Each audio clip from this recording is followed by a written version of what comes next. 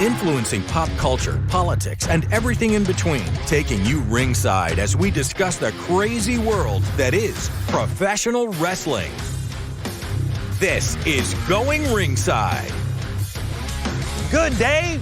Welcome to Going Ringside, another episode. I'm your host, Scott Johnson. So glad you could be with us today. Great guest today, one of the greatest ever.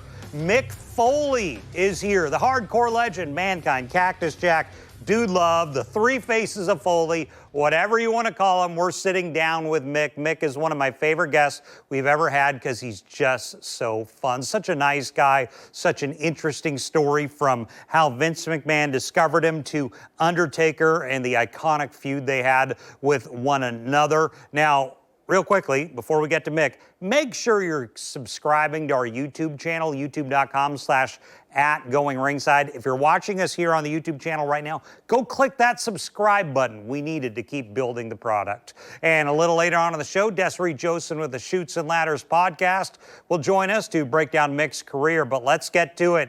Here's the hardcore legend himself. Here's Mick Foley. Well, we're excited to be joined again by the hardcore legend himself, Mick. Mick, thank you for joining us. How are you doing? Good. I think I see Ric Flair over there. Woo! Well, he's trying to be Ric Flair. Oh, that's not the real Ric Flair? That's part of the fun. Like, there are no rules. I mean, there are rules. You can't beat up people. Yeah. You can't throw food. I'm saying anything goes. You can dress up your favorite wrestler, cosplay as anyone you want. Very good place of acceptance in here. It is a good place of acceptance. I want to ask you about you. In the last 7 or 8 months, I could swear I saw you went through a tremendous health change. Oh, yeah, I dropped some LBs. Yeah. Yeah. How you doing? I dropped like 98 of them, but I got to tell you, I put about 15 of those LBs back on. They did? So maybe this isn't the best idea. Possibly. But it is sugar-free. So, okay. The Candyman gave it to me. Delicious. Last time we had you on, I asked you, and you said something interesting to me about when you started as Mankind. You held up the mask, you said, all they gave me was this. Talk to me about how that went through. How did they contact you, and how did they go into WWF happen? Yeah. When I say all they gave me was this, I'm not knocking WWE for that. I'm saying they let me build a character that felt true to me. And I really appreciate that. So I was able to take an idea and I think make something pretty special out of it. So when did the promos in the basement, how did you come up with that idea? Well, I was working pretty steadily with Vince Russo, who's the lead writer.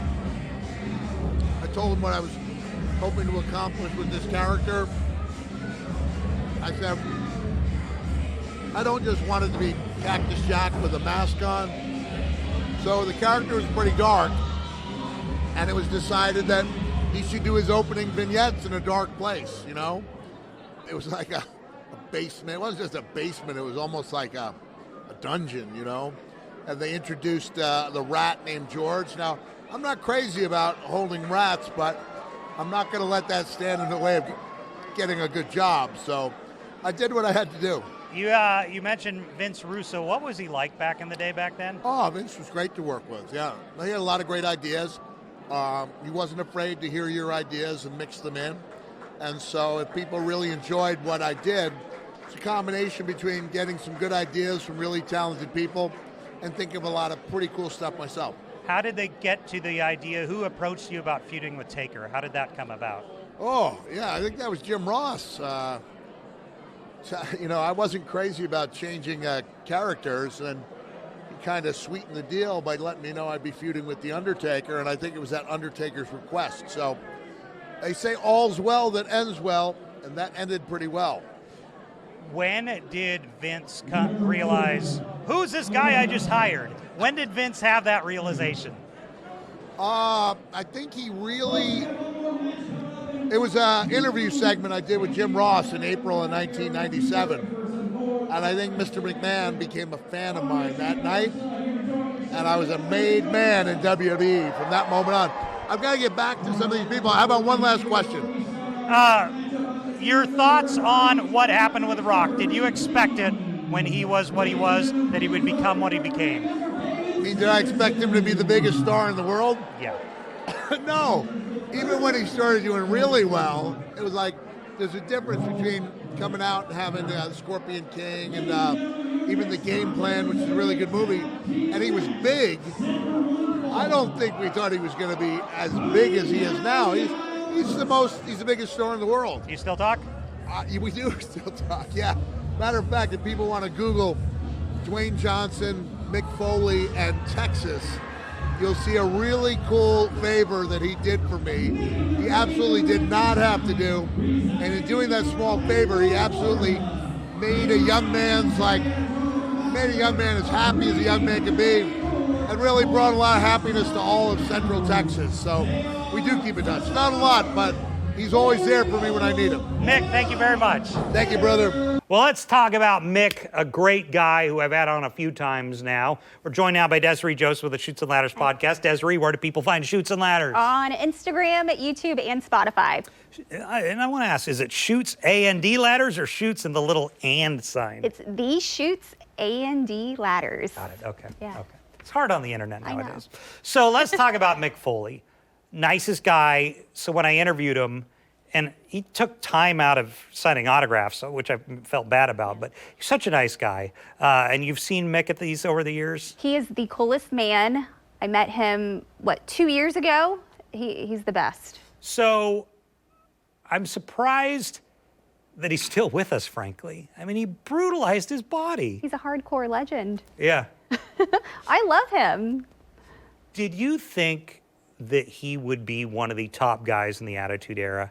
Were you surprised that he was able to pull that off when you've got Rock, Austin, Triple H, who's gonna get, Triple H is gonna get the push. Yeah. Foley got it. Yeah.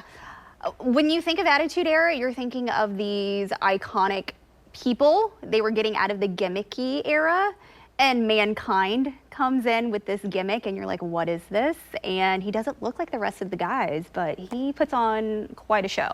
So after the Attitude Era was over, Rock goes and becomes The Rock. Right. Goes and becomes Dwayne Johnson, Yeah. I think would be more appropriate.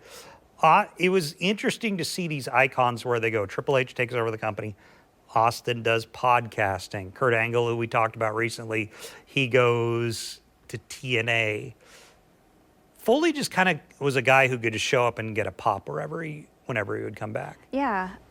I think he listened to his body. I think he did enough to it in that amount of time during the Attitude Era, but I know he spent a lot of time with his family to be a dad and to rest and recover and write some books. In our interview, I noticed he was wearing the Chelsea Green Cactus Jack.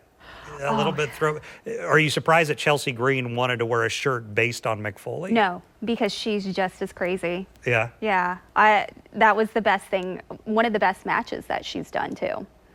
Were you surprised when Mick, I mean, was the Taker feud what put Mick on the map more than anything? The Hell in a Cell, yes. He says he still has medical things he deals with today from that. I mean, being thrown off the top of a cage and then being put through it with thumbtacks, that's enough. But that is one of the most popular, if not one of the best matches in wrestling history. Like, it's iconic. Mick's had kind of some media feuds with people over the years. The two that come to mind are Flair and Hogan. Can't remember if Bret Hart's on there, but Flair and Hogan come to mind. There was a lot of when Mick was coming up, he was put down as a glorified stuntman or a guy who's just going to destroy his body to get attention. And Ric Flair didn't think you needed to do that or whatever.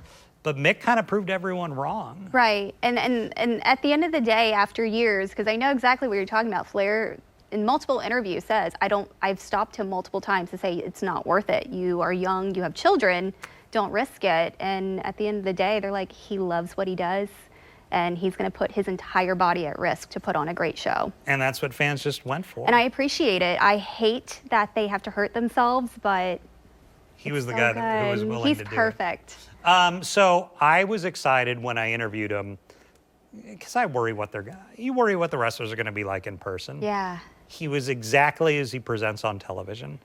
There was no real difference, I noticed. Absolutely. And that's one thing I did notice too. He had the longest line consistently all day, because I would wait until it would die down. It never died down. And so I was like, I'm going to have to wait for him. And he was most humble, sweetest man. He grabbed my phone out of my hand and was like, let's take selfies. He's always struck me as like he's a fan hanging out with the fans. Yeah. He's one of them. I feel like in those kind of environments, if you don't know who he is, you think he's some regular guy hanging out. Yeah, and that's how he acts. Well, Desiree Josen, where do they find Chutes and Ladders again? On YouTube, Spotify, and Instagram. Well, Desiree, thanks you so much, and thank you for joining us. We'll see you back here next time on Going Ringside. This has been Going Ringside with The Local Station, brought to you every Wednesday on your favorite podcast player, on News4JAX Plus, as well as the News4JAX YouTube channel.